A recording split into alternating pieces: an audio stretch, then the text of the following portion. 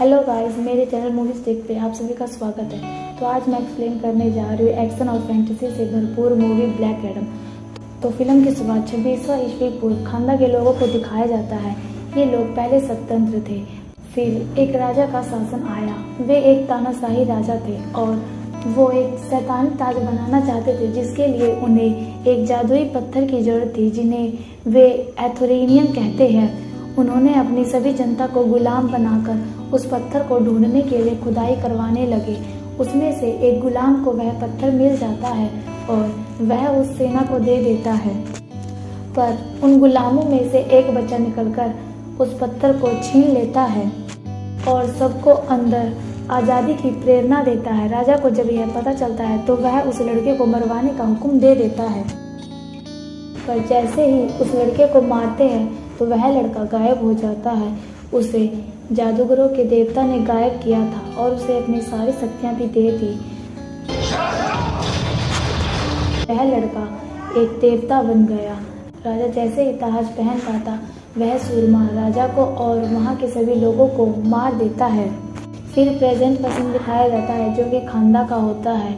खानदा के लोगों पर, पूरे खानदा पर एक गैंग ने कब्जा कर लिया था, जो उस ताज को ढूंढने के लिए कब्जा कर रहे थे। फिर एक लड़की को दिखाते हैं जो कि गैंग से पहले ही उस ताज को ढूंढ लेती है, पर वह उस ताज को बचाना चाहती थी। एक पहाड़ के पास रुकते हैं। वे सब पहाड़ के पास गुफा के अंदर जाते हैं। वो उन जादूगरों का अड्डा था, पर बाहर वे गैंग के आदमी आ जाते हैं। अंदर उन सबको ताज मिल जाते हैं और गैंग वाले उन सब पर हमला कर देते हैं। उन सब से बचने के लिए वह लड़की वहां पर लिखे मंत्र को पढ़कर उस सुरमा को जगा देती है। वह सुरमा, जो कि हमारे रॉक भैया होते हैं, वह उन सभी को मार देते हैं। वहां पर एक और साथी उस लड़की का मारा जाता है। सुरमा बाहर निकलता है। बाहर उस गैंग के बहुत से आदमी आ चुके थे। लड़की वहां से भागने लगती है, पर सुरमा उन सभी लोगों को मार देता है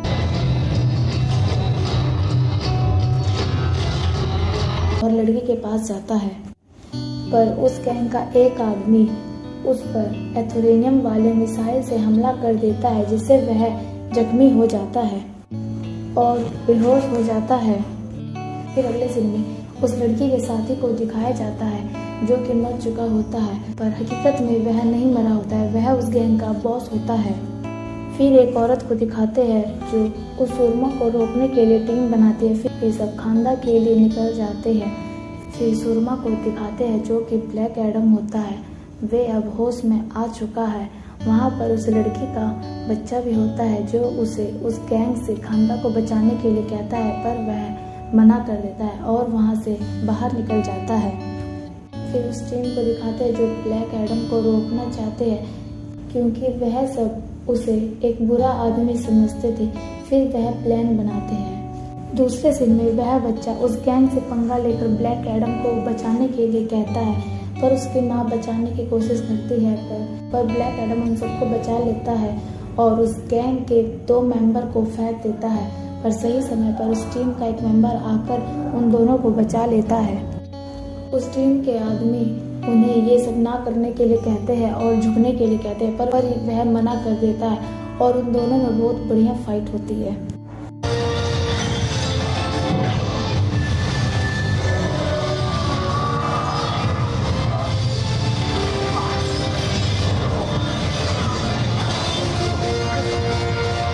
पर फिर भी वे सब ब्लैक एडम को हरा नहीं पाए। फिर ब्लैक एडम वहां से निकलकर कहीं चला जाता है। फिर वे टीम उस लड़के को वह ताज देने के लिए कहता है और ब्लैक एडम के बारे में बताता है, पर वह लड़की नहीं मानती। उसे ब्लैक एडम पर पूरा विश्वास था। फिर वह लड़की उन सभी को ब्लैक एडम के पास लेकर जाती है, जो कि एक खंडर के महल में रहता है। वह लड़की ब्लैक एडम से उसके बारे में पूछती है, तो ब्लैक एडम अपने बारे में सब कुछ बताता है कि किस तरह उसने राजा को मारा और किस तरह उन जादूगरों ने उसे कैद करके रखा।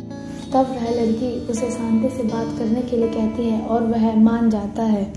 फिर उस बच्चे को दिखाते हैं जो ताज को लेकर अपने घर जा रहा था, पर वहाँ पर उस लड़की का साथी वही बॉस वहीं पर होता है, पर बच्चा उससे कैसे भी जान बचाकर वहां से भाग जाता है। उधर ब्लैक एडम और उस टीम के बीच में बात हो रही थी। तभी उस बच्चे का कॉल उस लड़की के पास आता है और वह लड़की ब्लैक एडम को अपने बच्चे को बचाने के लिए कहती है। बच्चा उस गैंग से बचकर भाग रहा था। तभी वहाँ पर ब्लैक एडम आ जाता है, पर गैंग का बॉस उस बच्चे को किडनैप करके भागने लगता है। तभी ब्लैक एडम की नज़र उसके किताबों पर पड़ती है। वह देखता है कि वे सब उस बच्चे को लेकर भाग रहे थे। तब वह उस बच्चे को बचाने के लिए उसके पीछे जाता है, पर वह बॉस सबको चकमा देकर उस बच्चे को किडनैप करके भाग जाता है। इधर उसकी माँ उस बच्चे के लिए परेशान होती है। तभी टीम का एक आदमी आता है जो कि एक जादूगर रहता है। वह उस लड़की से कहता है कि तुम्हारा बच्चा दूर जा चुका है और उस लड़की को उस पर भरोसा करने के लिए कहता है। तभी ब्लैक एडम और उसका एक साथी वहाँ पर आ जाते हैं। वह उन दोनों को लेकर आसमान में चला जाता है और उस बच्चे के बारे में पूछता है।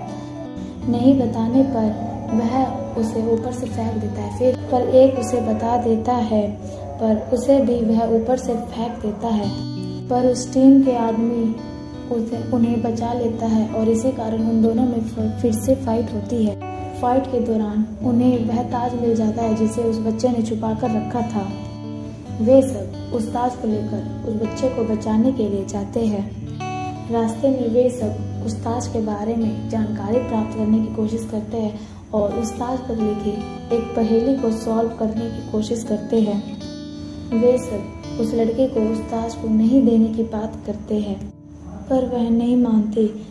अगले सुबह वे सब वहां पहुंच जाते हैं और उस बच्चे को छुड़वाने के लिए प्लान बना ही रहे थे कि वे स्क्रीन पर देखते हैं कि बाहर ब्लैक एडम सभी को मार रहा था। ब्लैक एडम उन सबको मारकर वहां पहुंच जाता है, पर एथोरेनियम की कवच की वजह से वह टकराकर नीचे गिर जाता है। वे सब वहां पहुंच जाता है। वह बॉस उस ताज के बदले में उस बच्चे को देने की बात कहता है, पर वो टीम उसे रोकती है।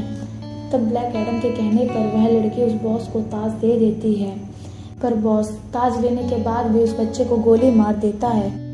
पर किसी तरह ब्लैक एडम उस बच्चे को बचा लेता है, पर ब्लैक एडम के गुस्से की वजह से पूरी की पूरी जगह ब्लास्ट हो जाती है।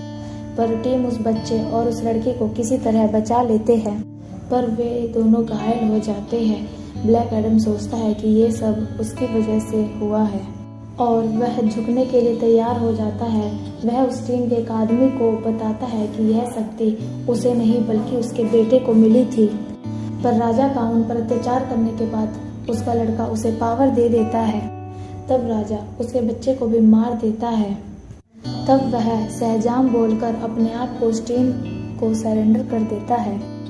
वह टीम ब्लैक एडम को लेकर आर्कटिक के बर्फ के झील के नीचे बने अड्डे के पास ले जाते हैं और उसे हमेशा के लिए नींद में कैद कर लेते हैं। अगले सीन में वो औरत और उस टीम की एक मेंबर उस पहेली को ढूंढ निकालते हैं।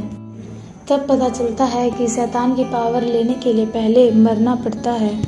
मरने के बाद वह बॉस उस शैतान की दुनिया में जाता है तथा सदाक कहने पर उसे शैतानी ताकत मिल जाता है और वह अपनी दुनिया में आ जाता है। तभी वह उस टीम को वह शैतान दिखाई देते हैं और उस शैतान के पास जाते हैं।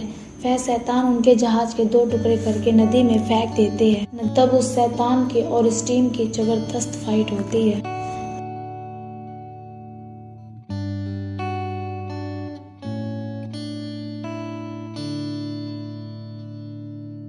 पर वे सब उस शैतान को हरा नहीं पाते।